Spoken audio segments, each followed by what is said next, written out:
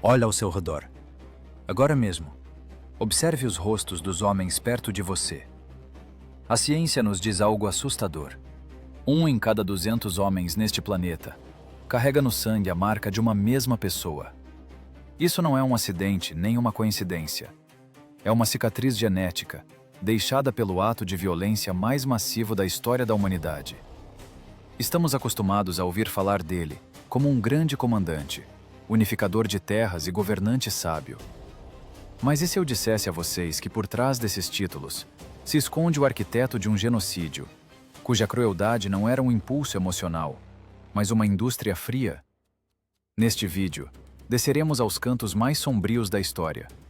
Vocês descobrirão como um menino de 9 anos, abandonado para morrer na estepe, decidiu matar o próprio irmão por causa de um pedaço de comida. Contaremos porque a expressão medir pelo eixo da carroça fazia povos inteiros paralisarem de terror, e porque o governador da cidade mais rica pagou com a vida ao receber um presente de prata derretida diretamente nos olhos. Mas o mais terrível está nos detalhes que não aparecem nos livros escolares. Que destino ele preparava para as esposas e filhas de seus inimigos? Por que a biologia se tornou para ele uma arma de destruição em massa? E como a bebedeira de um único homem salvou toda a civilização europeia do desaparecimento total? Preparem-se. Vamos destruir o mito romântico e mostrar a verdadeira face do homem que queria apagar as fronteiras do mundo para reescrevê-las com seu próprio sangue. Assistam até ao fim, pois o desfecho desta história toca a cada um de nós pessoalmente. Olhem ao redor, agora mesmo. Se vocês tiverem um vagão de metrô lotado, no escritório ou em uma praça movimentada, olhe para os rostos dos homens que passam. A estatística é uma coisa teimosa, cínica e absolutamente impiedosa. Dados científicos nos dizem que 1 em cada 200 homens neste planeta carrega um marcador genético idêntico. Não é uma mutação aleatória. Não é um erro da natureza. É uma cicatriz. O eco de um único cromossomo Y, que há 8 séculos iniciou sua marcha triunfal pelo continente, apagando fronteiras, nações e dinastias. 16 milhões de homens. Pense nesse número. É maior que a população de muitos países europeus. É um monumento vivo, que respira, vai ao trabalho e cria filhos, sem sequer suspeitar que sua existência é resultado do maior ato de violência da história humana. Costumamos medir a grandeza dos conquistadores em quilômetros de terras tomadas, ou em toneladas de ouro saqueado. Alexandre o Grande deixava cidades. Napoleão, leis. Mas o homem de quem falaremos deixou a nós. Ele reescreveu o código da humanidade. Literalmente. Bem-vindos à realidade, onde a biologia se torna uma arma de destruição em massa. Muitos historiadores gostam de pintar a imagem do nobre selvagem, unificador de tribos. Esqueçam isso. Estamos olhando para o arquiteto do genocídio. O sistema construído por Temujin, que mais tarde se tornaria Genghis Khan, não tinha nada a ver com a crueldade caótica dos bárbaros. Era uma indústria, fria, calculista, eficiente. Quando seus tumens entravam em uma cidade derrotada, eles não apenas saqueavam, eles realizavam uma seleção.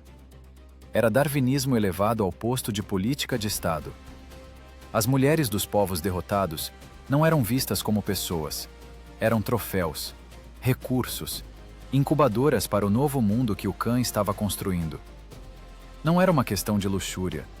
Luxúria é emoção, e emoções são para os fracos. Para a máquina de guerra mongol, era uma questão de pragmatismo.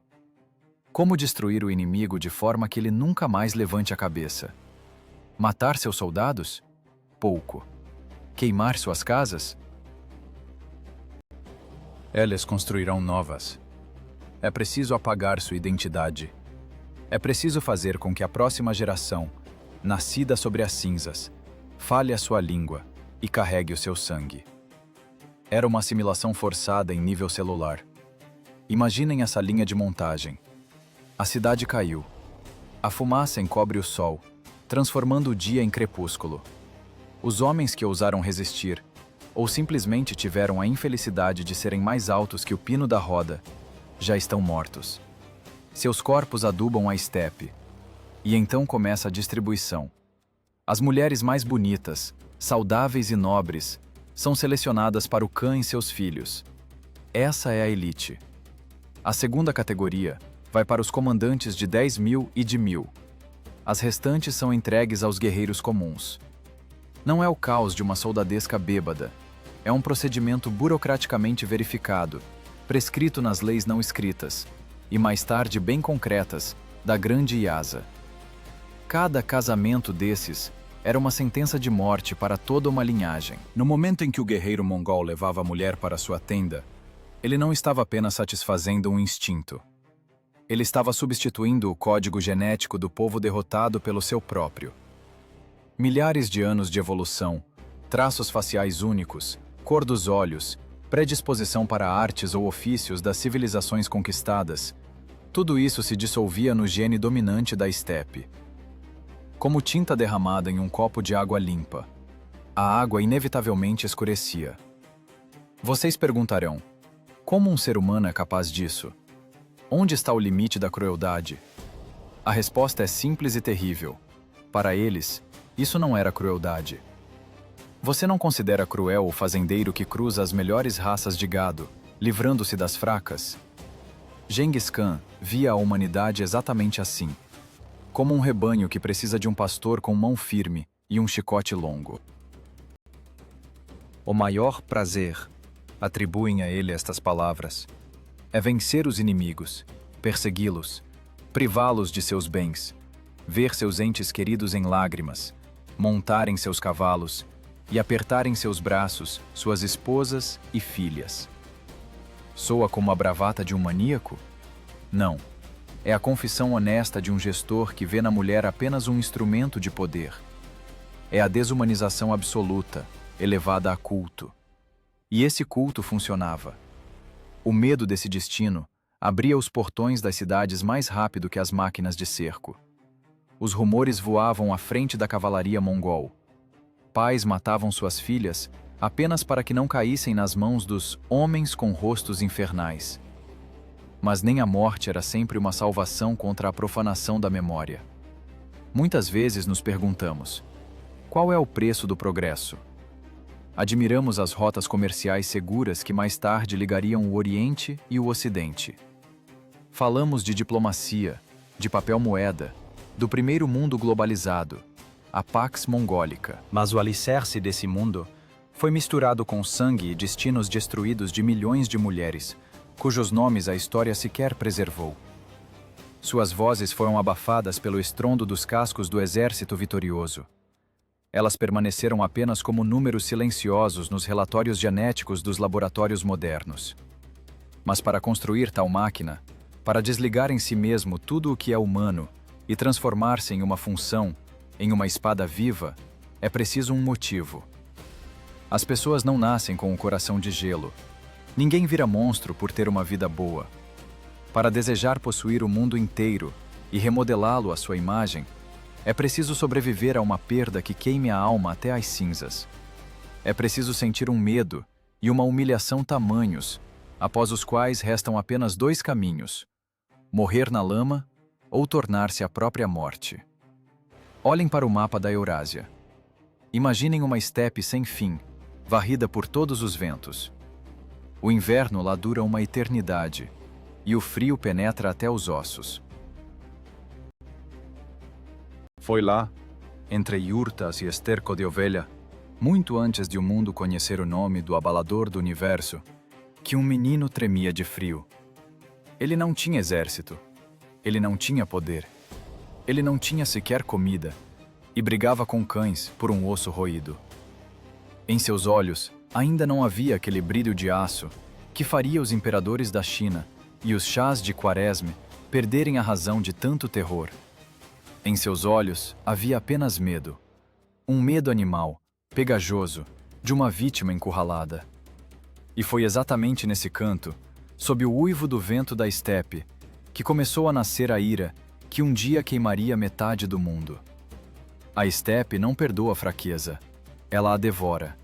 Literalmente. Imaginem um mundo onde sua vida vale menos que a roda de uma carroça. Foi nesse mundo que se viu um menino de 9 anos chamado Temujin, depois que seu pai, o chefe Yasugei, foi envenenado pelos tártaros. Não foi uma tragédia de escala shakespeariana com belos monólogos. Foi uma catástrofe suja e cotidiana. O clã, liderado por seu pai, simplesmente recolheu as yurtas, carregou os pertences e partiu, deixando a viúva com os filhos para morrer na estepe invernal. Para que alimentar bocas extras? Na economia da estepe, não há lugar para sentimentalismo. Além da sombra, vocês não têm amigos. Além do rabo, não tem chicote. Gritou uma velha xamã enquanto partiam. E ela estava certa. Eles se tornaram ninguém. Piores que escravos. Escravos, pelo menos, são alimentados. A família do Escan transformou-se em carneceiros. O futuro senhor de milhões rastejava pela terra, desenterrando raízes, e caçava marmotas e ratos do campo. O cheiro da pobreza é o cheiro de gordura rançosa e corpos não lavados, impregnado na pele tão profundamente que água nenhuma limpa. Foi aqui, na sujeira e na humilhação, que se formou a psique do monstro. Temujin aprendia a lição principal de sua vida. Justiça não existe. Existe apenas força. Se você não é o predador, você é a comida. E o primeiro a sentir na pele essa nova lei não foi um inimigo externo, mas seu próprio irmão.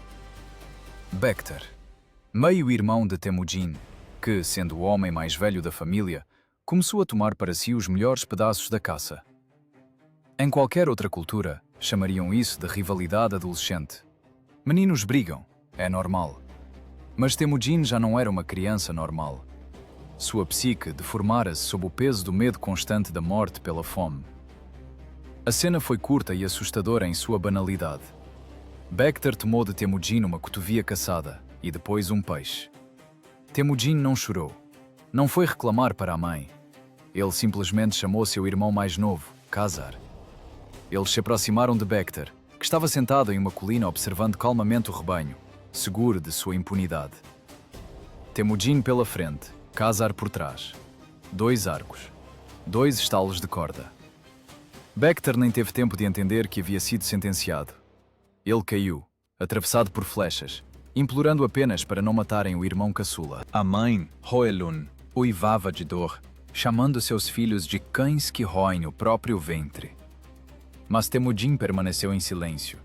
Em seus olhos não havia arrependimento, apenas cálculo frio. Ele compreendeu uma verdade terrível. A violência é a ferramenta mais eficaz para resolver problemas. Havia um problema? Não há mais problema. O assassinato do irmão foi sua iniciação.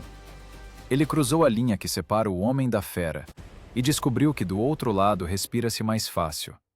Lá não há moral que até as mãos. Lá existe apenas conveniência. Mas o destino preparava-lhe outro golpe, que queimaria nele definitivamente a capacidade de compaixão. Os Merkits. A tribo da qual o pai de Temujin roubara a mãe anos antes, decidiu que chegara a hora de acertar as contas. A vingança na estepe é um prato que se serve não apenas frio, mas congelado décadas depois. Eles não vieram por Temujin. Eles vieram por sua jovem esposa, Bort. Imaginem esse horror. O estrondo de cascos ao amanhecer. Gritos. Caos. Temujin, que já se considerava um homem, de repente percebe sua total e absoluta impotência. Ele não tem exército. Ele não tem armas para parar um destacamento de cavaleiros armados. E o que faz o futuro grande comandante? Ele foge. Ele salta no cavalo e dispara para as montanhas, para as florestas salvadoras de Burkhan Khaldun. Ele abandona sua família. Ele abandona sua esposa. Bort é escondida em uma carroça, mas os Merkits a encontram. Eles a levam como troféu, como uma coisa, para dá-la como concubina aos seus guerreiros. E Temujin está sentado na densura da floresta, tremendo de medo, ouvindo enquanto levam sua mulher. 3 Merkits o perseguiram, rodearam a montanha 3 vezes, mas não conseguiram pegá-lo no meio da vegetação densa. Covardia? O homem moderno diria que sim. Mas, do ponto de vista de Temujin, era a matemática superior da sobrevivência. Um herói morto não pode se vingar. Um herói morto não recupera o que é seu. Apenas o vivo, mesmo humilhado, tem uma chance. 9 dias ele se escondeu na floresta, alimentando-se apenas do próprio ódio e orações à mágoa. Quando desceu, era outro homem. Aquele menino que poderia fugir morreu nas florestas de Burkan Khaldun. Voltou um paranoico. Temujin entendeu que a solidão é a morte, mas a confiança também é a morte. O mundo ao redor é uma ameaça infinita. Para sobreviver, é preciso tornar-se essa ameaça. É preciso tornar-se aquele a quem temem mais que a fome, mais que os merkits, mais que os maus espíritos. Foi nesse momento que nasceu sua doutrina. Nunca, sob nenhuma circunstância, permitir-se ser a vítima. Se para isso for preciso destruir metade da humanidade, então esse é o preço da segurança. O sequestro de Bort foi o catalisador. Não foi apenas um insulto pessoal. Foi a prova de que o caos da estepe precisava ser ordenado. Sua esposa estava agora em algum lugar, em uma yurta estranha, sofrendo violência porque essa é a lei da força. E Temujin decidiu reescrever essa lei. Ele decidiu tornar-se a única fonte de força neste mundo. Ele precisava de aliados, mas não de amigos. Amigos na estepe são traídos. Ele precisava de cúmplices. Ele vai até Jamuka, seu irmão de sangue da infância, e até Togru, Khan dos Quereits, antigo aliado de seu pai. Ele chega a eles não como um pedinte, mas como um investidor, aplicando sua fúria nas ambições deles. Ele presenteia Togru com um casaco de pele de zibelina, tudo o que lhe restara do dote de Bort. Foi um gesto de desespero e uma jogada política genial. O casaco comprou-lhe um exército. Juntos, eles desabaram sobre os Merkits. Não foi uma batalha, foi uma operação punitiva. Temujin procurava sua esposa, abrindo caminho através de carne viva. Quando a encontrou, ela estava grávida. De quem era a criança? Dele ou do Merkit? Essa pergunta atormentaria historiadores por séculos. O filho seria chamado de Joki, hóspede. Temujin o aceitaria, mas a sombra da dúvida para sempre se deitaria entre eles. No entanto, naquele momento, isso não importava. O importante era outra coisa. Ele recuperou o que era seu. Ele provou a si mesmo e à estepe que qualquer coisa poderia ser tirada dele, mas ele voltaria e tomaria de volta, junto com a vida do ofensor. Mas a vitória sobre os Merkites não trouxe paz. Apenas aguçou o apetite. Temujin sentiu o gosto de sangue nos lábios e gostou desse gosto. Ele viu como é fácil quebrar destinos humanos se aplicar a eles a alavanca da violência organizada. Ele começou a reunir pessoas ao seu redor, mas não pelo princípio de parentesco, como era costume há séculos. Ele cuspia nas linhagens. Ele precisava daqueles que sabiam matar e obedecer.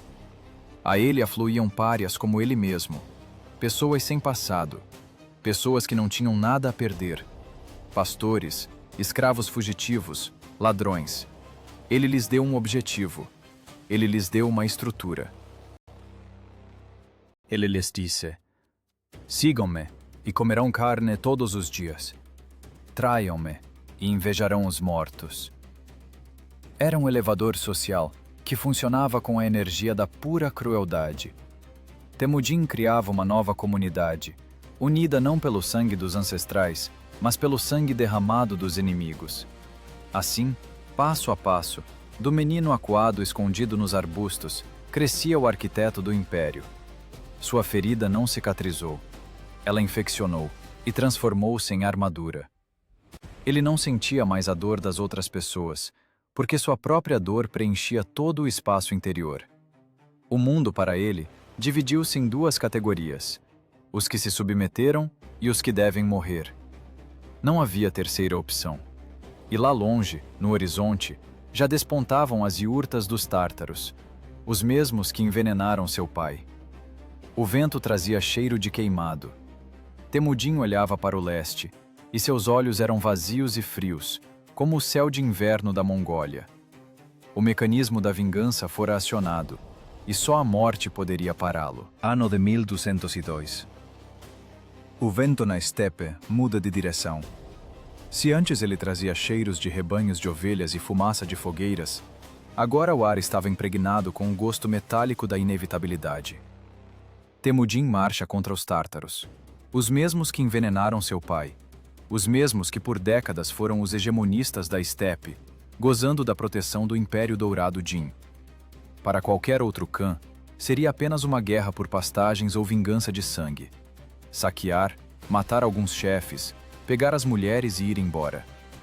Mas Temudin não pensa em categorias de ataque. Ele pensa em categorias de solução final da questão. A vitória sobre os tártaros foi completa. O exército inimigo foi esmagado, seus acampamentos cercados. E é aqui que acontece o que separará para sempre Temudin de todos os chefes da estepe anteriores. Ele convoca um conselho, mas não para discutir a divisão dos espólios. Ele dá uma ordem que faz o sangue gelar nas veias, até dos companheiros mais experientes. A ordem soa seca, como o estalo de um osso quebrando. Medir todos os homens pelo eixo da carroça. Não era uma metáfora. Era uma tecnologia de seleção. Os prisioneiros eram levados à roda da carroça. O eixo fica a aproximadamente 1 metro do chão. Se a sua cabeça ficasse acima do pino, você morria. A espada interrompia a linha da vida instantaneamente. Isso significava a morte para todos os homens adultos, para todos os idosos, para todos os adolescentes que já tivessem se sentido guerreiros. Deixavam vivos apenas as crianças. Meninos pequenos, que ainda não lembravam os nomes de seus pais, não conheciam a história de seu clã e não poderiam se vingar. Por que tamanha crueldade? Por que não vendê-los como escravos? Por que não forçá-los a trabalhar? A resposta está na necessidade patológica de segurança de Temudin. Um escravo pode fugir. Um escravo pode iniciar uma rebelião. Um tártaro morto não fará nada. E as crianças pequenas? Crianças são uma folha em branco. Elas foram distribuídas entre as famílias mongóis. Foram criadas como se fossem deles. Daqui a 10 anos, esses meninos, nascidos tártaros, se tornarão os cães mais leais de Genghis Khan, prontos para estraçalhar a garganta de qualquer um por sua ordem. Eles esquecerão que seus pais foram decapitados por ordem de seu atual senhor. Foi uma engenharia social baseada em sangue. Temujin apagava a memória de um povo inteiro para reescrevê-la com sua própria letra. Mas Temujin ainda tinha um problema. Um problema que tinha nome, rosto e o mesmo carisma que ele. Jamuka. Seu irmão de sangue. Seu Anda. Quando crianças, trocavam ossinhos no gelo do rio congelado e juravam fidelidade eterna. Dormiam sob o mesmo cobertor. Mas a estepe é pequena demais para 2 tigres. Jamuka era um aristocrata, um sangue azul.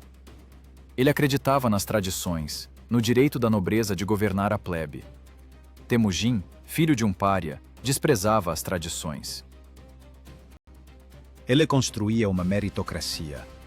Um sistema onde um pastor podia virar general se tivesse talento para matar e obedecer. Era um conflito de ideologias.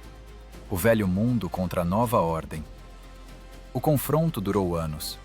Foi uma partida de xadrez onde as peças eram pessoas vivas e o tabuleiro, toda a Mongólia. Jamuka era astuto, inteligente e perigoso. Ele até venceu Temudin em batalhas iniciais, e há relatos de que fervia prisioneiros em caldeirões, tentando intimidar os apoiadores de seu irmão jurado.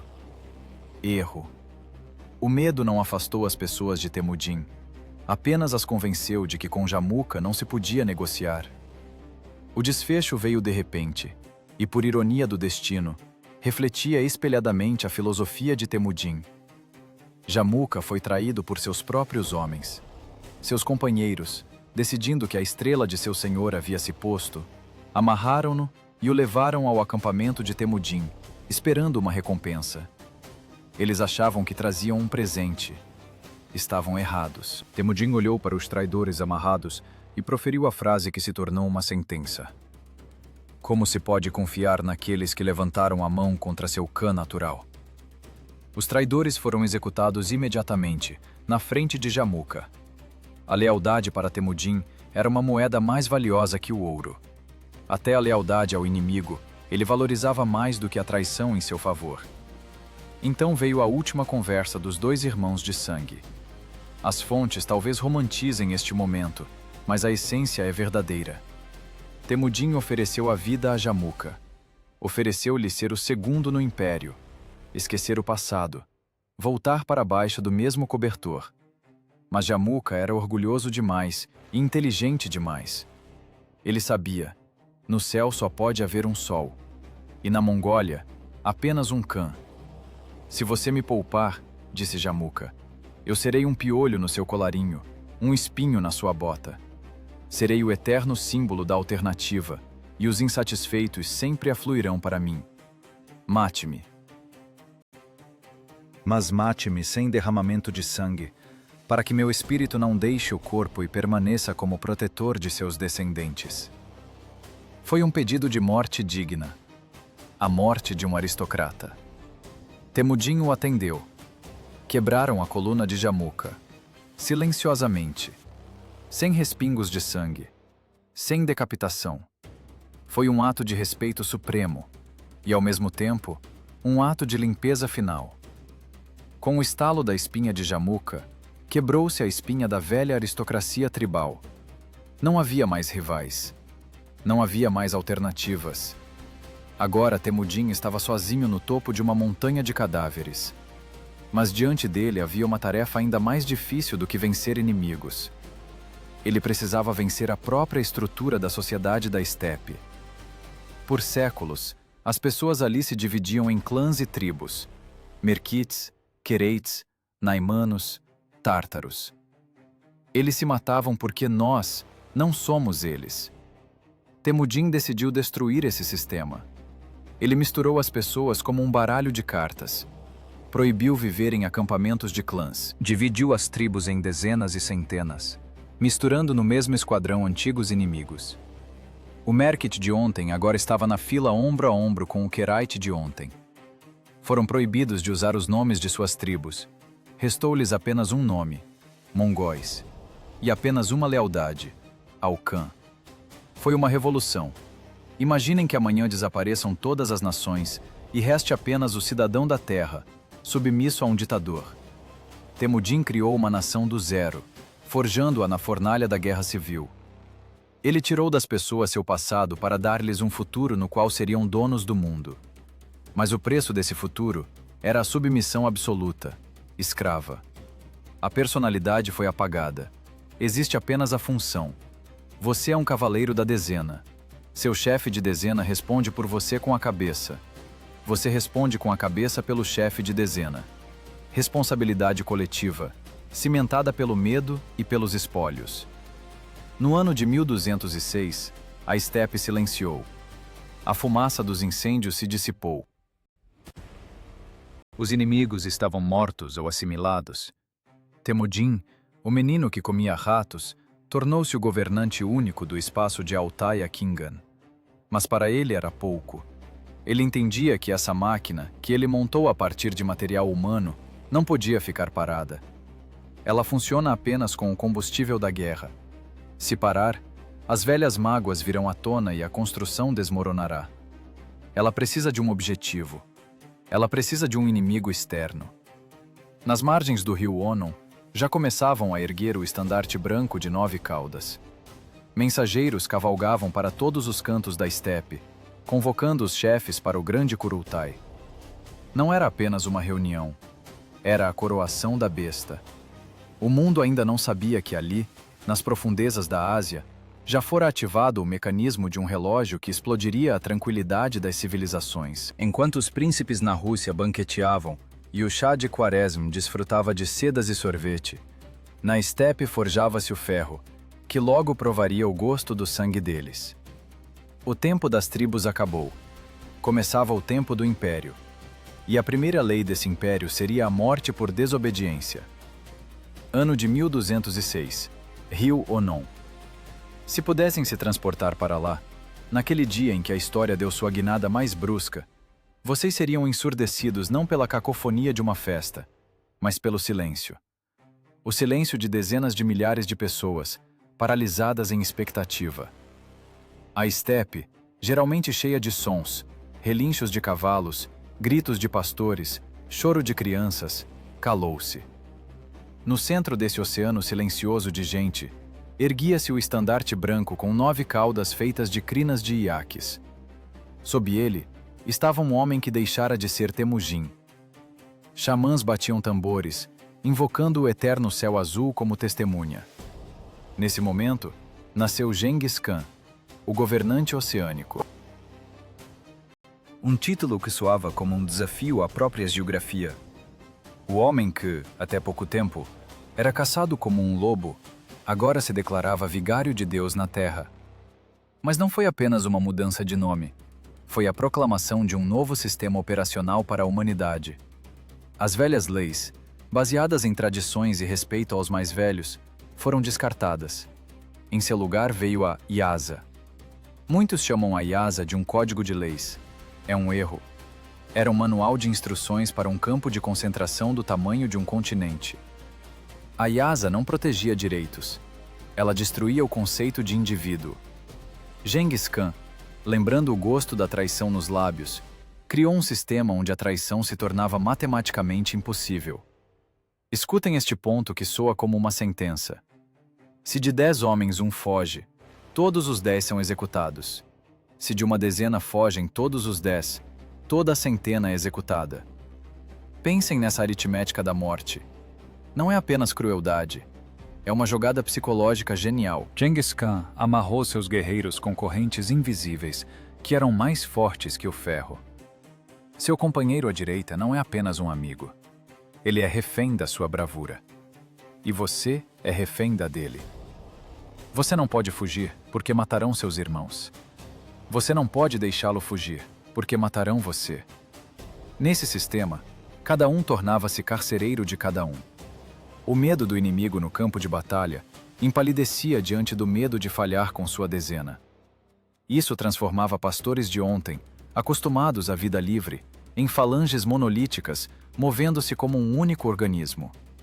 A IASA regulamentava tudo. Como abater o gado, como receber hóspedes, como lavar roupas. Era proibido lavar em água corrente para não irritar os espíritos.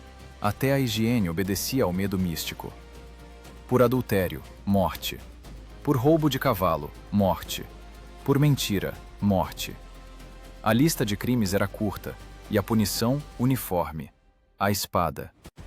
Genghis Khan cauterizava o crime com ferro em brasa. Dizem que após a introdução da IASA, uma virgem com um saco de ouro poderia caminhar de uma ponta a outra do império, e nenhum fio de cabelo cairia de sua cabeça. Ordem perfeita. A ordem de um cemitério. Mas o chicote era apenas um lado da moeda. Havia também a cenoura, como o mundo jamais vira. Meritocracia. O poder dos dignos. Na Europa feudal ou na China, para ser general, era preciso nascer em sedas, ter uma longa linhagem e o sobrenome certo. No Império de Genghis Khan, isso não importava. Você podia ser filho de escravo, ferreiro ou ladrão de cavalos. Se fosse inteligente, cruel e leal, voava para o topo. Olhem para seus melhores generais. Jeb, o homem que um dia quase matou Genghis Khan, atirando uma flecha em seu pescoço. Em vez de executar o atirador ousado, o Khan o acolheu, valorizando a pontaria e a honestidade. Anos depois, Jeb se tornaria um dos maiores táticos da época. Subutai, filho de ferreiro que por direito de nascença deveria passar a vida inteira forjando ferraduras. No sistema de Genghis Khan, ele se tornou o estrategista que derrotaria exércitos da China, Pérsia, Cáucaso e Rússia, comandando dezenas de milhares de cavaleiros. Era um exército onde cada soldado carregava no alforje o bastão de marechal. Isso criava uma lealdade fanática. As pessoas entendiam: o Khan é o único garante de sua ascensão. Sem ele, são ninguém. Com ele, são os senhores do mundo. Temujin transformou a inveja social em combustível militar. A estrutura do exército foi levada à perfeição. Dezenas, centenas, milhares, tumens, 10.000. Nenhuma anarquia tribal. As ordens eram transmitidas instantaneamente através de um sistema de bandeiras de sinalização, flechas sibilantes e mensageiros. Não era um enxame de bárbaros, era um computador montado de carne e ossos. A disciplina era treinada nas caçadas de cerco, NERs. Milhares de cavaleiros formavam uma corrente gigante e encurralavam os animais em um círculo. Nenhum antílope deveria escapar. Atacar a fera antes do tempo significava a morte para o caçador.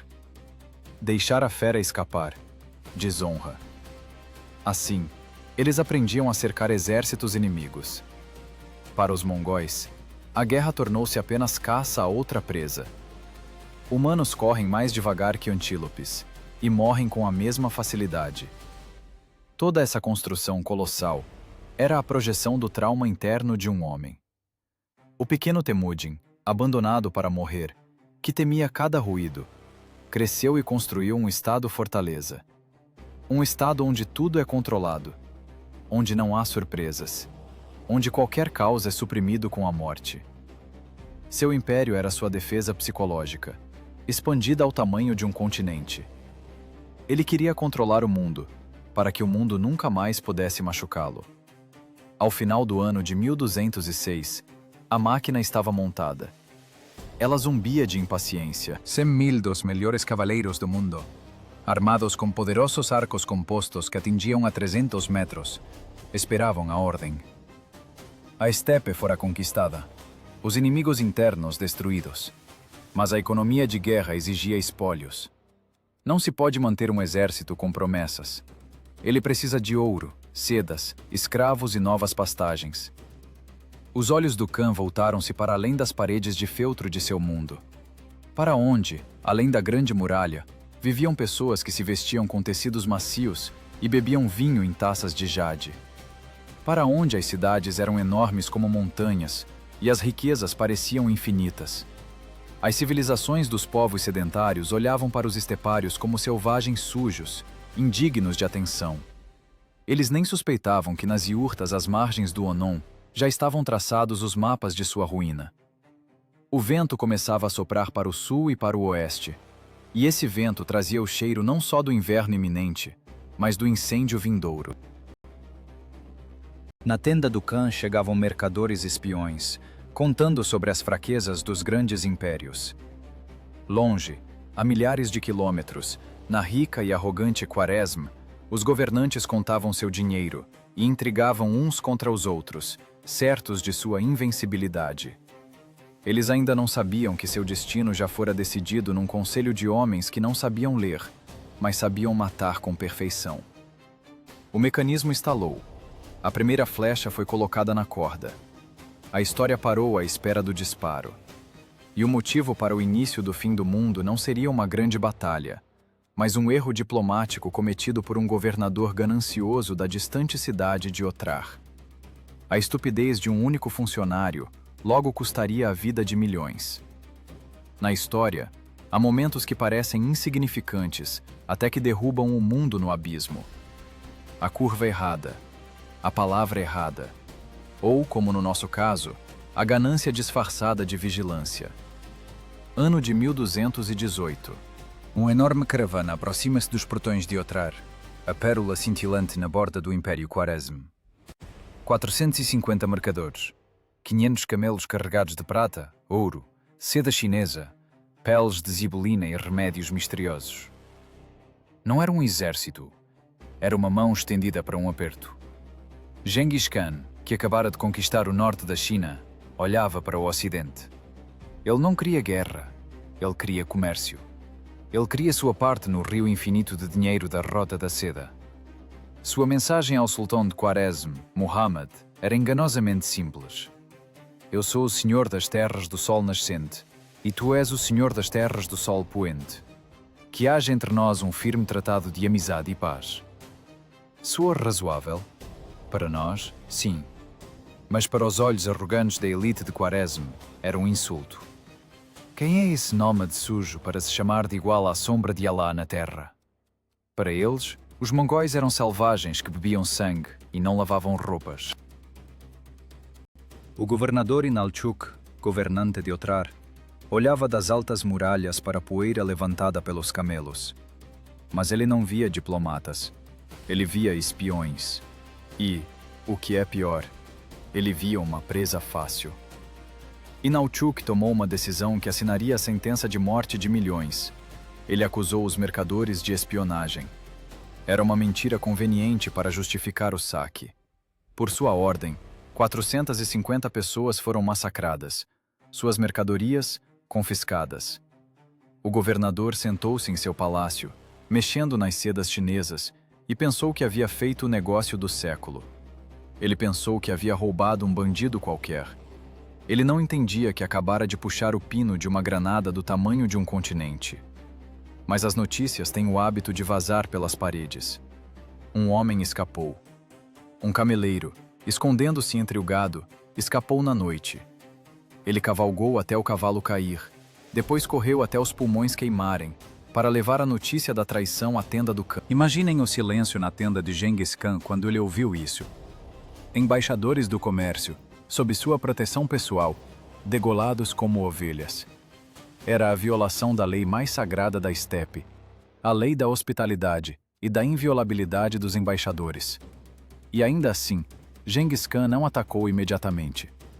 Ele deu ao sultão uma última chance de salvar a face, a última saída da estrada que levava ao inferno. Ele enviou ao sultão Muhammad 3 embaixadores, um muçulmano e 2 mongóis. A exigência deles era moderada. Entreguem o governador Inalchuk para julgamento. E só. Entreguem o ladrão e permaneceremos em paz. O sultão Muhammad sentou-se em seu trono turquesa em Samarcanda, cercado por poetas e bajuladores. Ele tinha o maior exército do mundo islâmico. 400.000 guerreiros em armaduras de aço, elefantes, cavalaria pesada. Ele olhou para aqueles 3 cavaleiros empoeirados e riu. Entregar seu parente a um arrivista pagão qualquer? Impensável. Muhammad cometeu o pecado capital da diplomacia. Ele ordenou decapitar o embaixador muçulmano. Aos 2 mongóis pouparam a vida, mas o submeteram a algo pior: a desonra. Queimaram suas barbas. Para um mongol, isso era pior que a castração. Foram expulsos do palácio e mandados de volta para dizer ao seu senhor: o sultão de Quaresma não negocia com cães. Aquele foi o ponto de não retorno. A ponte não foi apenas queimada, foi atomizada.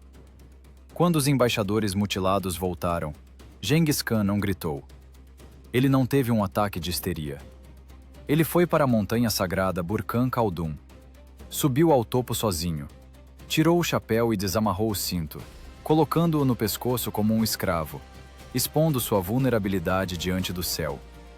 Por 3 dias e 3 noites, o homem mais assustador da terra ficou de joelhos na pedra nua e chorou. Ele falava com o eterno céu azul. Eu não procurei esta guerra, sussurrava ele. Outros a começaram. Dá-me forças para a vingança. Quando desceu da montanha, seu rosto estava calmo. Mas era a calma de uma arma carregada. O tempo da diplomacia acabou. O tempo da política expirou. A ordem enviada às tribos foi curta. Selem os cavalos. Não era mais um ataque por espólios. Era uma vingança sagrada. A máquina do império, cuja montagem observamos nos anos anteriores, rugiu. Foi uma mobilização total. Ferreiros forjavam pontas de flechas dia e noite. Mulheres costuravam botas de feltro para a travessia de inverno pelas montanhas. Espiões, desta vez reais, inundaram os bazares do Ocidente, espalhando rumores sobre um exército demoníaco, em número superior às estrelas do céu. Genghis Khan reuniu cerca de 150.000 homens. Contra os 400.000 do sultão? No papel, era suicídio. Mas os números mentem. O exército do sultão era uma colcha de retalhos de mercenários e escravos que odiavam seu senhor. O exército do Khan era um organismo único, movido por um objetivo terrível. Eles não iam conquistar terras, iam executar uma sentença. E nos palácios de mármore de Samarcanda e Bucara, a nobreza continuava a banquetear. Liam poemas sobre a lua e rouxinóis. Acreditavam em suas muralhas grossas e riquezas incontáveis. Riam dos relatórios sobre os bárbaros que se aproximavam. Eles não entendiam que a definição de guerra havia mudado. O sultão Muhammad cometeu um erro estratégico fatal. Em vez de reunir seu enorme exército em um punho único e esmagar os mongóis em campo aberto, ele espalhou as tropas pelas guarnições das cidades. Ele transformou seu exército em destacamentos policiais guardando muros. Ele achava que os mongóis quebrariam os dentes nas fortificações de Otrar e voltariam para casa. Ele os julgava pelos padrões das guerras que conhecia. Ele não sabia que com os mongóis viajavam engenheiros chineses. Pessoas que sabiam construir catapultas capazes de lançar pedras de 100 quilos. Pessoas que sabiam misturar pólvora e petróleo. Os mongóis traziam consigo tecnologias de cerco que o mundo islâmico nunca vira.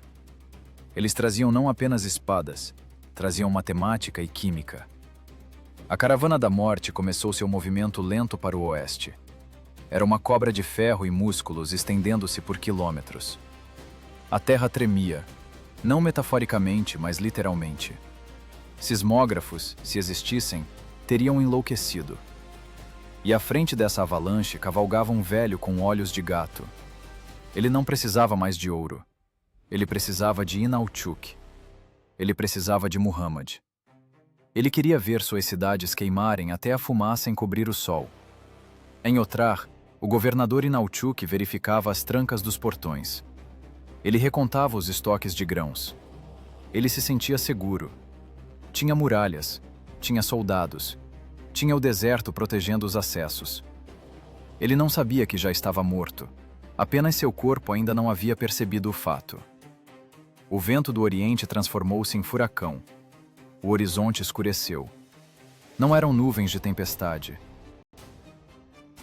Era a poeira levantada por 200.000 cascos. A sombra do grande Khan caiu sobre o mundo civilizado. E nessa sombra, não havia lugar para misericórdia. Apenas para o desmonte frio e metódico da civilização, tijolo por tijolo, vida por vida. O erro de um homem arrogante estava prestes a ser pago com o sangue de um império inteiro. As primeiras flechas assobiaram e cravaram-se nos portões de madeira de Otrar. O cerco começou. Mas aquilo era apenas a abertura. A verdadeira sinfonia de horror ainda estava por vir. Otrar resistiu por 5 meses. 5 meses de inferno, trancado em um saco de pedra. Enquanto o governador Inalchuk contava os dias até a chegada do reforço que nunca viria, os mongóis desmantelavam metodicamente suas esperanças, como um açougueiro desmembra uma carcaça. Eles não tinham pressa. Tinham tempo.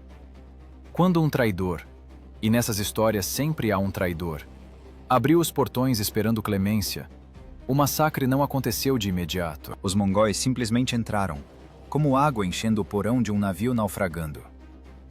Inalchuk recuou para a cidadela. Ele lutou até o fim, atirando tijolos das muralhas quando as flechas acabaram. Mas o pegaram vivo. Genghis Khan não queria um cadáver. Ele queria uma lição. A lenda, ou talvez o fato histórico mais terrível daquela época, diz que a execução do governador foi um ato de ironia negra. Inalchuk amava metais preciosos? Matou embaixadores por prata? Bem, o Khan era generoso. Você desejou tanto este metal, então receba-o plenamente. Talvez essas fossem as palavras enquanto derramavam prata derretida nos olhos e ouvidos do governador derrotado. Não era sadismo por prazer. Era um selo burocrático no documento de propriedade. A prata endureceu, transformando a cabeça do funcionário em uma máscara medonha, gritando sobre o que acontece com quem confunde a lã da ovelha mongol com o próprio bolso. Mas Otrar foi apenas o aquecimento. A máquina de morte mongol avançou para o coração da Ásia Central, e o mundo aprendeu uma nova palavra: rachar. Essa palavra soava mais assustadora que peste. Rachar é o escudo humano. Os mongóis reuniam camponeses das aldeias vizinhas, prisioneiros de cidades capturadas anteriormente, e tocavam essa multidão à sua frente para as muralhas da próxima fortaleza. Imaginem que vocês estão na muralha de Bukhara. Vocês seguram um arco. E lá embaixo, na multidão suja e gritando de terror, empurrada pelos chicotes mongóis, você vê seu irmão, seu pai, seu vizinho. Para atirar em um mongol, você deve primeiro matar seu compatriota. Era uma vivissecção psicológica. Os defensores enlouqueciam, baixavam as armas, e os mongóis, escondendo-se atrás das costas dos condenados, aproximavam as torres de cerco e os arietes. Era o auge do cinismo e o auge da eficiência. Para que perder veteranos caros e treinados, se é possível gastar o recurso gratuito do inimigo? Para Genghis Khan, as pessoas fora da Lhasa eram apenas biomassa, material descartável, como areia para aterrar um fosso. Bukhara, centro de erudição islâmica, a cúpula do Islã, caiu em poucos dias. A cidade que por séculos acumulou sabedoria transformou-se em um matadouro. Os cavalos mongóis pisoteavam manuscritos inestimáveis do Alcorão, usando-os como forragem nos estábulos montados dentro das mesquitas. Foi aqui, na mesquita central de Bukhara, que Genghis Khan subiu ao minbar, o púlpito do pregador. Ele olhou para a elite trêmula da cidade, para os mercadores ricos e mulás, e proferiu palavras que mudaram para sempre a teologia da guerra. Eu sou o castigo de Deus. Se vocês não tivessem cometido grandes pecados, Deus não teria enviado sobre suas cabeças um castigo como eu. Ele se isentou de responsabilidade. Ele não é um assassino. Ele é uma força da natureza, um instrumento nas mãos da providência. A partir desse momento, qualquer resistência a ele tornava-se uma luta contra Deus. Depois, chegou a vez de Samarcanda, a pérola do Oriente. As muralhas da cidade eram defendidas por uma guarnição de 100.000 homens, 20 elefantes de guerra. Parecia impossível tomar essa fortaleza, mesmo em um ano. Mas Samarcanda caiu no 5º dia. Por quê? Porque o medo já tinha feito todo o trabalho. A guarnição, mercenários turcos, decidiu que poderia negociar com os irmãos nômades. Abriram os portões e saíram para se render, esperando integrar o exército do vencedor. Genghis Khan aceitou a capitulação e depois deu um sinal. 30.000 soldados da guarnição foram cercados e massacrados em uma hora. Ninguém sobreviveu. Os mongóis não precisavam de traidores. Quem traiu uma vez, trairá a segunda. Os habitantes da cidade foram expulsos para o campo. Começou a seleção. Artesãos para a Mongólia. Jovens homens para o rachar do próximo cerco. Mulheres para a escravidão. O resto, descartado. Pirâmides de cabeças decepadas cresciam nos cruzamentos, como monumentos monstruosos à nova ordem. E onde estava o grande Shah de Khwarezm, Muhammad? Aquele que prometeu transformar os mongóis em pó? Ele fugiu. O senhor de metade da Ásia transformou-se em uma lebre caçada. Genghis Khan não perdeu tempo com a perseguição pessoal. Ele soltou seus cães de ferro, os generais Jeb e Subutai. 20.000 cavaleiros receberam a ordem: não saquear, não capturar cidades, apenas perseguir. Perseguir um homem. Foi a caçada mais grandiosa da história. Muhammad vagava por seu império moribundo. Chegava a uma cidade exigindo cavalos frescos e via nos olhos dos súditos apenas terror e desprezo. Ele fugia mais, e seguindo seus rastros, com apenas um dia de atraso, vinha a fumaça e o tropel dos túmens de Subutai. Ele abandonou a família, abandonou o tesouro, abandonou o exército. O final dessa tragédia foi patético. O outrora poderoso governante, a sombra de Alá, morreu numa pequena ilha leprosa no Mar Cáspio. Não tinha sequer uma mortalha. Foi enrolado na camisa suja de um dos poucos servos que restaram. Morreu de pleurisia, de fome e da consciência de que destruiu seu mundo com as próprias mãos por um erro diplomático. Enquanto isso, os mongóis mudavam a paisagem. literalmente. Quaresma era um oásis, um jardim florescente no meio do deserto, graças a um complexo sistema de canais de irrigação. Os mongóis não apenas queimavam as cidades, eles destruíam as represas, aterravam os canais. A água ia embora e as areias avançavam. Onde ontem cresciam pêssegos e uvas, hoje soprava o vento. Eles destruíram a infraestrutura da vida. Urgente, capital de Quaresma, resistiu mais tempo que todas. A fúria dos mongóis foi tamanha que desviaram o curso do rio Amu-Darya para inundar a cidade. Afogaram as ruínas junto com os defensores. Foi uma guerra de aniquilação não apenas de pessoas, mas do próprio habitat. A florescente Ásia Central foi jogada séculos para trás em desenvolvimento. Bibliotecas queimaram. Cientistas morreram ou viraram escravos. A grande rota da seda agora passava por um cemitério. Na tenda do Khan faziam o balanço. Não era uma vitória. Era uma limpeza total do território. O ar cheirava a queimado e carne em decomposição. Mas a máquina não parava. A inércia da morte era grande demais. A oeste jaziam novas terras, novos povos, que ainda não sabiam que seu destino já estava escrito com sangue nas paredes de Samarcanda. E na distante Mongólia, o envelhecido Genghis Khan entendia. Seu tempo estava acabando, mas o mecanismo criado por ele era capaz de funcionar para sempre, mesmo sem ele. Especialmente sem ele. Agosto do ano de 1227. Terra dos Tangutes. O ar aqui é seco e empoeirado, arranha a garganta, mas o homem deitado na tenda de campanha quase já não sente isso. O conquistador mais terrível da história, o abalador do universo, está morrendo. Não pela espada do inimigo, não em um duelo épico digno de final de Hollywood. Ironia do destino. O homem que varreu dezenas de cidades da face da terra foi morto por uma banalidade. Uma queda do cavalo durante a caça. Hemorragia interna. Um lento apagar. O mundo parou. Reis e sultões, aos quais chegavam rumores sobre a doença do Khan, rezavam a seus deuses, esperando que junto com a respiração desse velho, desaparecesse também o pesadelo que cobriu a Eurásia. Eles pensavam que o Império Mongol era apenas um grande bando que se mantinha pelo carisma de um líder. Morre o líder, e os lobos estraçalharão as gargantas uns dos outros. Tal era a lei da história. Assim se desfizeram os impérios de Átila e Alexandre. Mas o mundo civilizado cometeu um erro fatal. Não entendeu que Genghis Khan deixou para trás não apenas herdeiros. Ele deixou um sistema. A morte do Khan tornou-se o primeiro teste de resistência desse sistema. E ele funcionou com eficiência assustadora. O funeral de Genghis Khan transformou-se em uma operação especial, sem análogos em nível de sigilo e crueldade.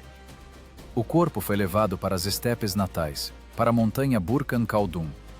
Mas não era um cortejo fúnebre, era um cortejo da morte. Qualquer pessoa encontrada no caminho, pastor, viajante, testemunha casual, era imediatamente morta. Vá e sirva ao nosso Senhor no outro mundo, diziam os guerreiros da escolta, baixando as espadas. Ninguém deveria saber onde repousaria aquele que possuiu metade do mundo. Lendas dizem que milhares de cavalos passaram sobre a sepultura fresca para nivelar a terra.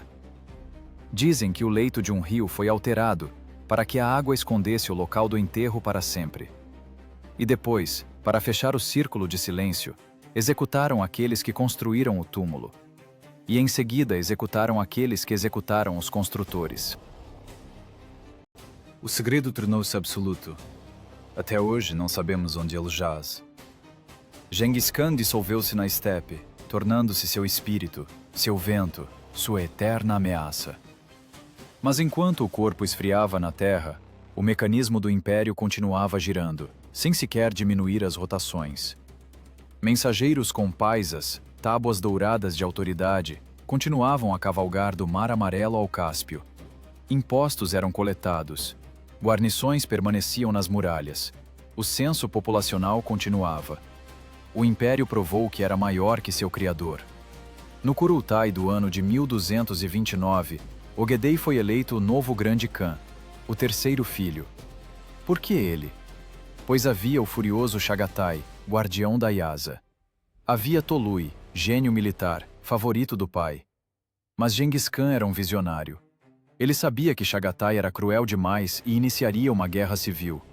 Tolui era direto demais. O império precisava de um diplomata. Ogedei era conhecido por sua generosidade e, digamos francamente, amor pelo vinho. Ele era o compromisso que agradou a todos. Governarei de modo que o povo viva em paz e que os fardos não pesem sobre seus ombros, prometeu Ogedei, distribuindo tesouros do cofre do pai. Parecia que um degelo havia chegado. Os mongóis começaram a construir sua primeira capital de pedra, Karakorum. No meio da estepe, surgiu uma cidade com palácios, igrejas, mesquitas e a famosa fonte de prata em forma de árvore, de onde jorravam vinho, cumes e hidromel. A Europa suspirou aliviada. O novo Khan bebe e constrói fontes? Maravilha! Então a guerra acabou. Ah, como estavam enganados! Enquanto Ogedei desfrutava do poder e do álcool, à sombra do trono trabalhava o verdadeiro cérebro do império. Um homem que não conhecia a palavra chega. Subutai. O velho cão feroz de Genghis Khan, caolho e coberto de cicatrizes, desenrolou mapas sobre a mesa em Karakorum. Mapas cuja existência os monarcas europeus nem suspeitavam. Enquanto os cavaleiros da Europa treinavam em torneios, os batedores mongóis já sabiam a profundidade dos rios na Hungria, a quantidade de guerreiros na Polônia e as rixas políticas dos príncipes russos. Subutai foi até Ogedei com um plano cuja ambição tirava o fôlego. Ele propôs não apenas um ataque, ele propôs a grande campanha do Oeste. O objetivo? Chegar ao último mar, ao Atlântico. Nosso pai nos legou conquistar o mundo inteiro, disse Subutai. Os cavalos mongóis ainda não beberam a água do Reno. Era um projeto burocrático do fim do mundo. Nenhuma improvisação. Foram calculados os estoques de forragem. Definidas as rotas de movimento para 150 mil cavaleiros. A cada soldado foi ordenado ter consigo agulhas, linhas, furador e corda. A logística foi pensada nos mínimos detalhes. Era uma guerra industrial, planejada em um estado-maior a milhares de quilômetros da linha de frente. À frente da campanha, colocaram formalmente Batu, neto de Genghis Khan, filho daquele mesmo Jockey, cuja origem sempre fora questionada. Batu precisava provar que era digno do sangue do avô. Mas o verdadeiro maestro dessa orquestra da morte continuava sendo Subutai. Ele era o velho engenheiro que sabia como a máquina funcionava.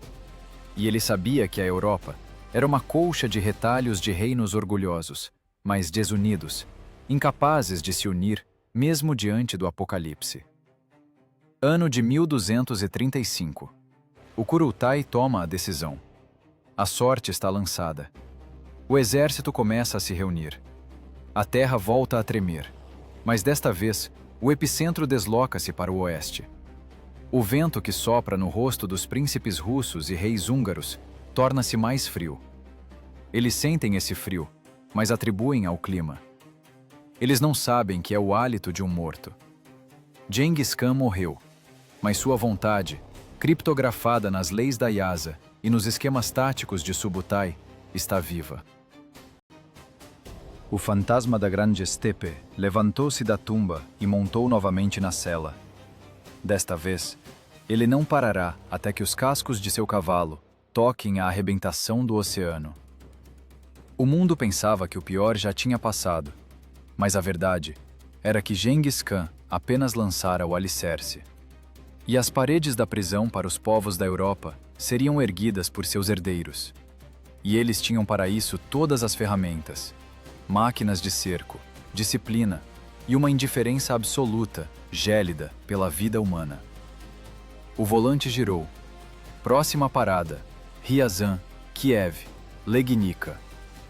O mundo ocidental, acostumado a se considerar o centro do universo, preparava-se para se tornar a periferia do Ulus mongol. O inverno do ano de 1237 tornou-se para a Rússia não uma salvação, mas uma sentença. Estamos acostumados a pensar que o general inverno está sempre do lado dos russos, que ele quebra a espinha dos invasores, de Napoleão a Hitler. Mas os mongóis não eram invasores comuns. Para eles, os rios congelados não eram barreiras, mas rodovias de gelo perfeitas. Pelos leitos do Volga, Oka e Dnieper, a morte corria mais rápido que os mensageiros com gritos de socorro. Riazan caiu primeiro. Os príncipes responderam orgulhosamente aos embaixadores de Batu: "Quando não existirmos mais, tudo será de vocês." Os mongóis aceitaram essa proposta literalmente. A cidade não foi apenas queimada, foi estripada. Arqueólogos que escavam as camadas daquela época encontram ossos com pontas de flechas cravadas e marcas de golpes de sabre que partiam as clavículas até o meio do peito. Não era uma guerra de exércitos, era a limpeza de uma espécie biológica.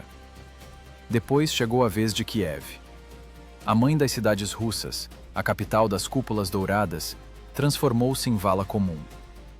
Imaginem a igreja dos dízimos, abarrotada de gente a ponto de não se conseguir respirar. Mulheres, crianças, idosos subiram ao coro e ao telhado, esperando que as paredes do templo os protegessem. Mas as paredes não suportaram o peso da multidão enlouquecida de terror e os golpes das máquinas de ariete. A igreja desabou, sepultando sob si os últimos habitantes de Kiev. Quando a fumaça se dissipou, da metrópole da Europa Oriental restaram 200 casas e montanhas de cadáveres que não havia quem recolhesse. O caminho para o oeste estava aberto. A Europa, cochilando em suas rixas feudais, de repente acordou com o estrondo vindo do Oriente. Mas eles ainda não entendiam com o que estavam lidando. Os cavaleiros europeus, protegidos por armaduras pesadas, criados em torneios e no código de honra, olhavam para os mongóis como uma horda suja que seria facilmente dispersada pela simples visão dos estandartes cristãos. Era o choque de duas eras. O choque do passado pesado e desajeitado, com um futuro manobrável e impiedoso. O gênio de Subutai manifestou-se aqui em todo o seu brilho. Ele dividiu seu exército. Era a violação de todos os cânones da ciência militar europeia. Não se pode dividir forças diante do inimigo. Mas Subutai sabia o que fazia. Um corpo foi para a Polônia para distrair os vizinhos do norte. O outro, o principal, sob o comando de Batu, avançou para a Hungria. Foi uma blitzkrieg 700 anos antes do surgimento dos tanques. Abril do ano de 1241. Batalha de Legnica. O príncipe polonês Henrique o Piedoso reuniu sob seus estandartes a nata da cavalaria europeia. Havia templários, teutônicos, hospitalários, nobreza polonesa e alemã, armaduras brilhantes, cavalos de batalha pesados, uma floresta de lanças. Eles pareciam imponentes, sentiam-se heróis de um épico, mas os mongóis não liam romances de cavalaria. A luta começou segundo o cenário clássico dos nômades. A vanguarda mongol atacou, cobriu os cavaleiros com uma chuva de flechas e... fugiu. "Eles estão fugindo! Covardes!" gritaram os cavaleiros. O instinto depredador funcionou contra eles. A cavalaria pesada, quebrando a formação, lançou-se em perseguição, estendendo-se pelo campo, atolando na lama. Eles pensavam que perseguiam a caça, mas na verdade estavam entrando na boca da armadilha. De repente, os mongóis fugitivos deram meia volta. Pelos flancos atacaram forças frescas. E então aconteceu o que os europeus chamaram de feitiçaria diabólica. Os mongóis acenderam bombas de fumaça, misturas de esterco, gordura e pólvora. O campo de batalha foi coberto por uma fumaça acre e sufocante. Os cavaleiros ficaram cegos. Nesse caos, tossindo e perdendo a orientação, tornaram-se presas fáceis. Os mongóis os derrubavam dos cavalos com laços, como sacos de grãos, e os finalizavam nas frestas das armaduras com punhais finos. O príncipe Henrique tentou escapar, mas foi alcançado. Cortaram-lhe a cabeça, espetaram-na em uma lança e mostraram aos defensores do castelo de Legnica. Era uma linguagem compreensível para todos, sem tradutor. Seu Deus morreu. Sua defesa ruiu. Naquele dia morreram mais de 25.000 guerreiros cristãos. Mas aquilo foi apenas uma manobra de distração. A verdadeira catástrofe desenrolava-se na Hungria, no rio Sajó. O rei Bela IV estava confiante. Ele ocupou uma posição vantajosa na margem, guardando a única ponte. Tinha vantagem numérica.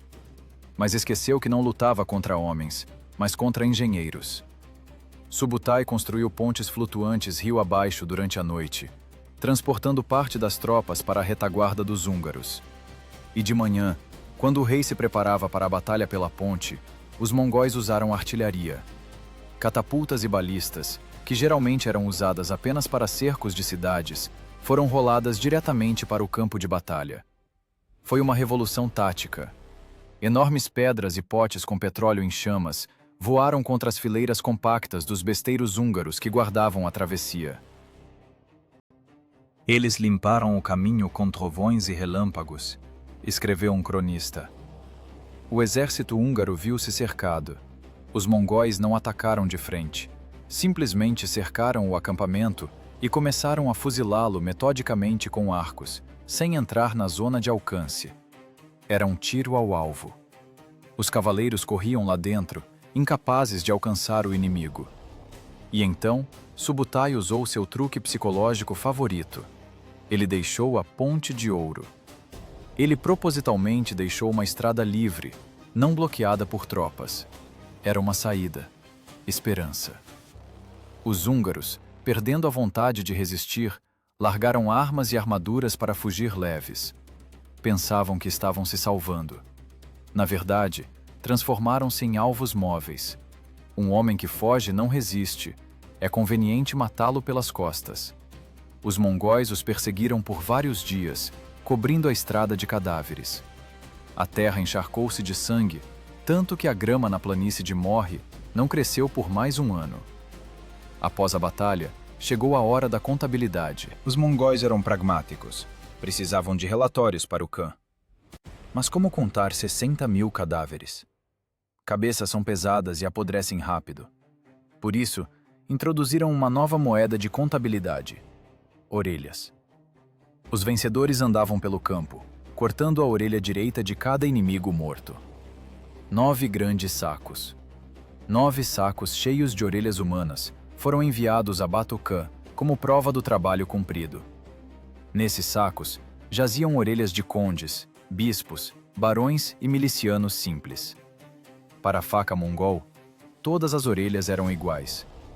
As diferenças de classe da Europa foram anuladas com um golpe de lâmina.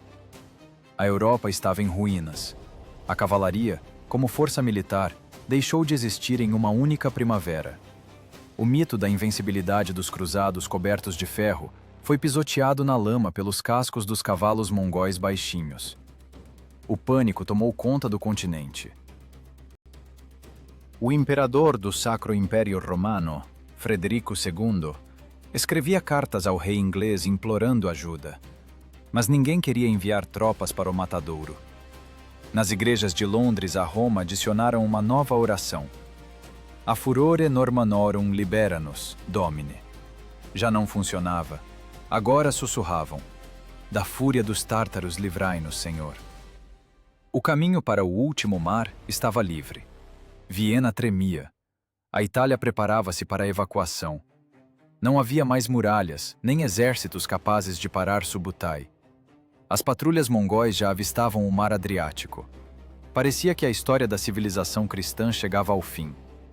Subutai planejava a invasão do Sacro Império Romano para o inverno do ano de 1242. Ele já tinha traçado as rotas para seus túmens. O mundo ocidental estava por um fio, e esse fio estava prestes a arrebentar. Mas o destino, que por tanto tempo favoreceu os mongóis, de repente decidiu pregar uma peça cruel. A salvação não veio das orações do Papa, nem das espadas dos cavaleiros. A salvação veio do leste, com um único mensageiro que matou dezenas de cavalos de exaustão para trazer a notícia capaz de parar o apocalipse. Primavera do ano de 1242. A Europa paralisada à espera do golpe mortal. Imaginem o mapa daquele tempo. Hungria destruída, Polônia em ruínas, Croácia queimada. Destacamentos avançados mongóis já próximos às muralhas de Viena. O imperador Frederico II, o monarca mais poderoso do Ocidente, escreve cartas desesperadas, mas não reúne exército. O pânico paralisou a vontade.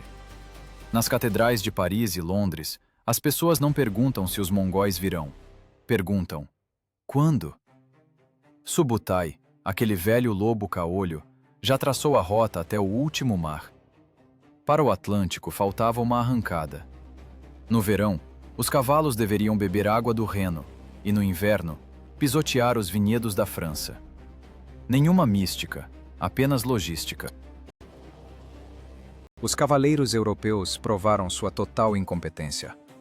As muralhas de seus castelos ruíam com as máquinas de cerco chinesas como castelos de cartas. A civilização estava à beira do abismo, e o pé do conquistador já estava levantado para o passo.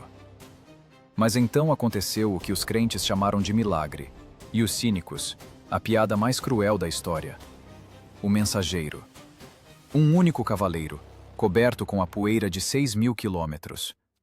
Ele exauriu até a morte dezenas de cavalos, trocando-os nas estações postais, Yams, para entregar a notícia de Karakorum na tenda de Batu, no centro da Europa. Ele não trouxe ordem de ataque, ele trouxe silêncio.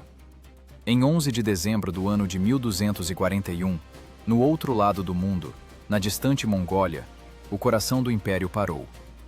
O grande Khan Ogedei morreu. Não pela espada, não por veneno de inimigos.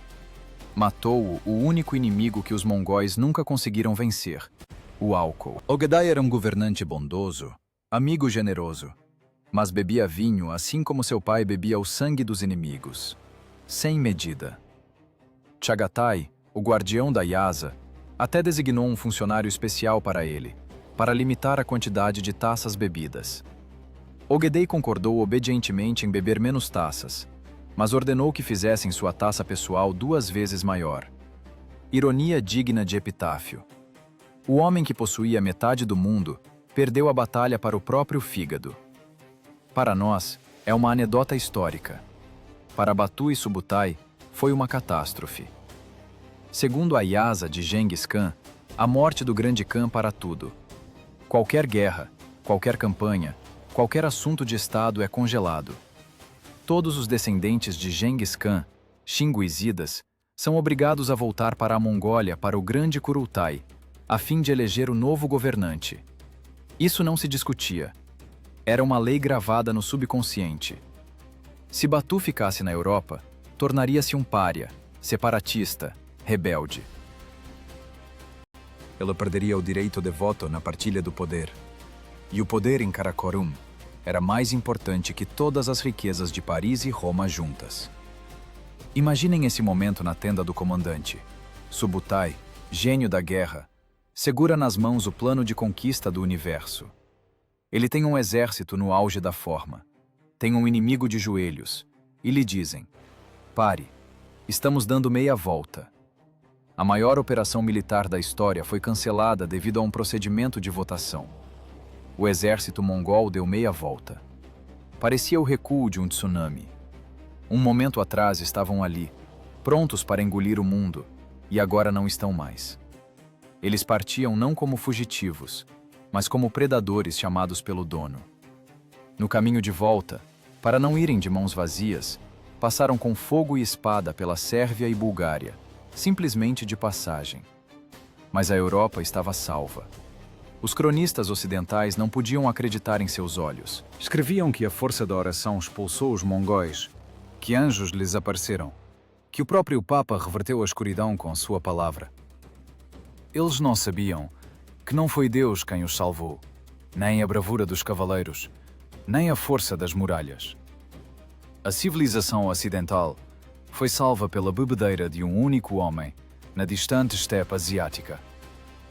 Se Ogedei tivesse vivido mais alguns anos, a Catedral de Notre-Dame provavelmente teria virado um estábulo, e sobre as ruínas do Vaticano estaria a iurta de um vice-rei.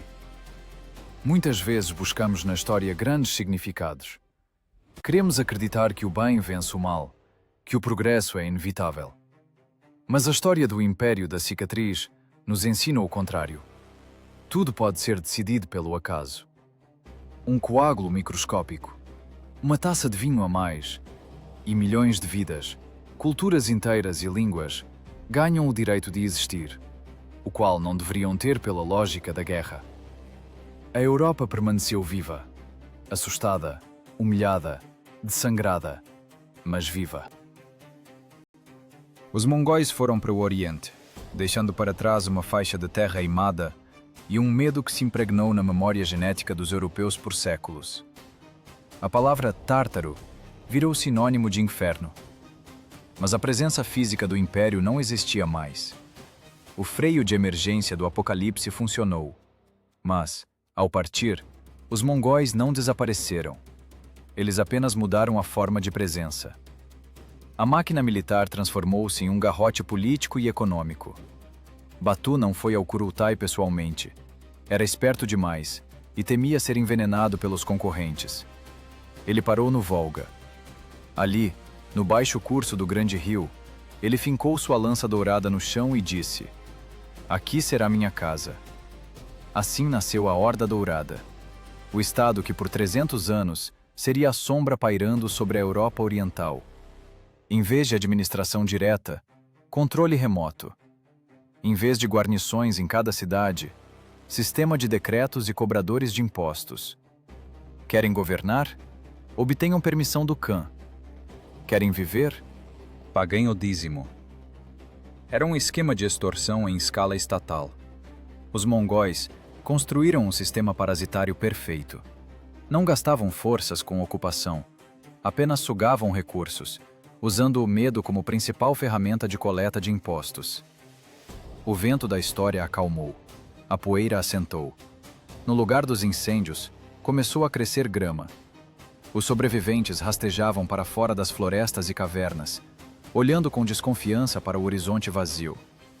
Começavam a reconstruir casas, ter filhos e escrever crônicas nas quais os mongóis se transformavam em demônios do submundo.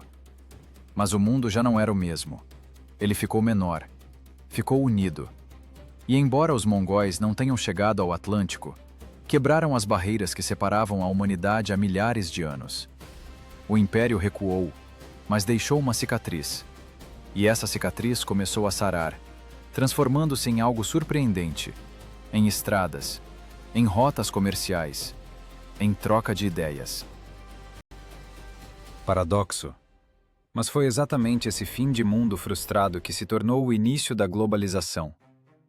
O mundo mongol, a Pax Mongólica, cobriu a Eurásia com a cúpula de uma ordem cruel, mas segura. A espada foi embainhada, e chegou a vez dos mercadores, diplomatas e genes. Porque a semente plantada pela guerra já dera brotos que mudariam para sempre a face da humanidade.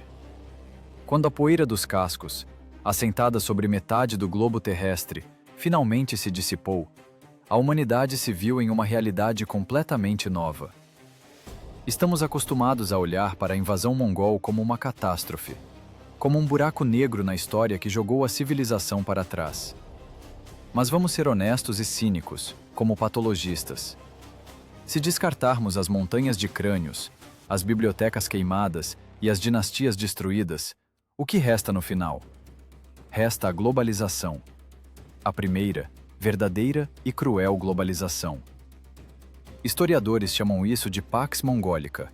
A paz mongol soa como escárnio, considerando o preço pago por ela. Mas era um fato. Pela primeira vez na história, enormes espaços do Mar Amarelo ao Negro, da taiga siberiana às selvas indianas, ficaram sob a gestão de uma administração única. Fronteiras, alfândegas, pequenos príncipes saqueando caravanas, tudo isso desapareceu. Em seu lugar veio a ditadura da lei e da logística. Lembrem-se da lenda sobre a donzela com o prato de ouro.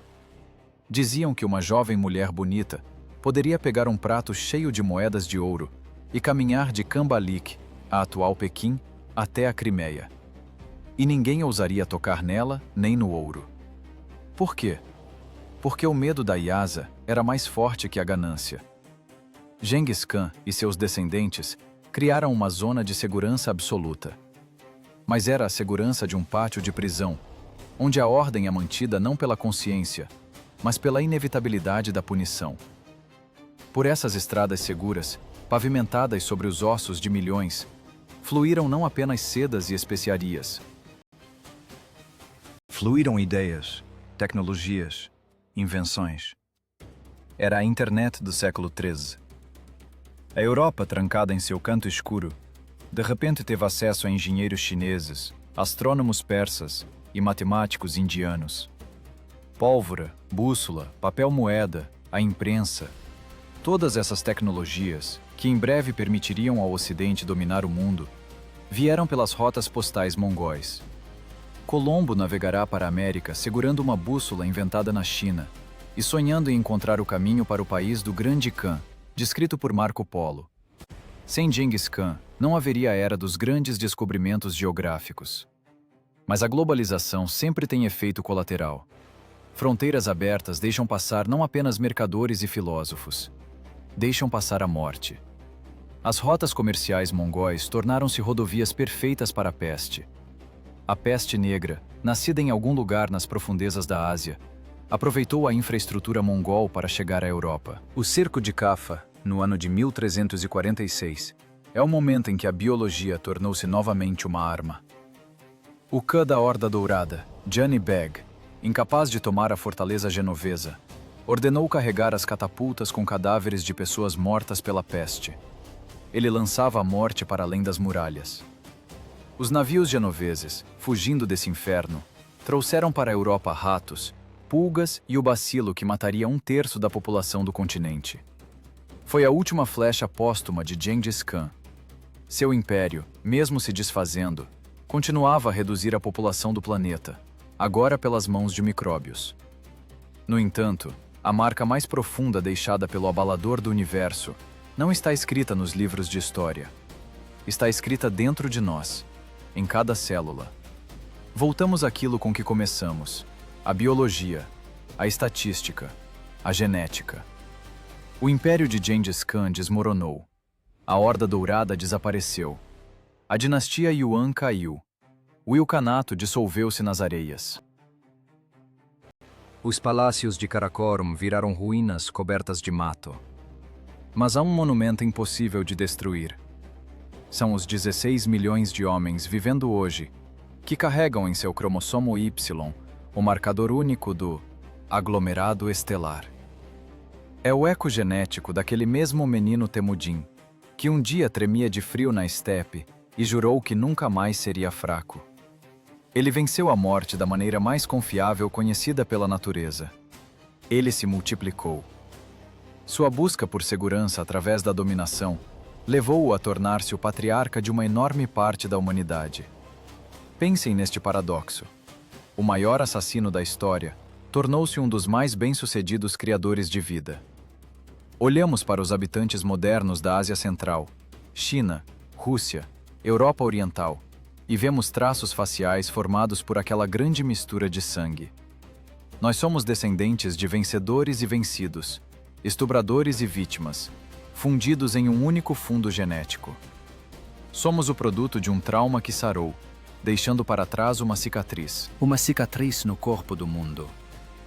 Genghis Khan nos mostrou a terrível verdade sobre a civilização. A ordem muitas vezes é construída sobre um alicerce de violência.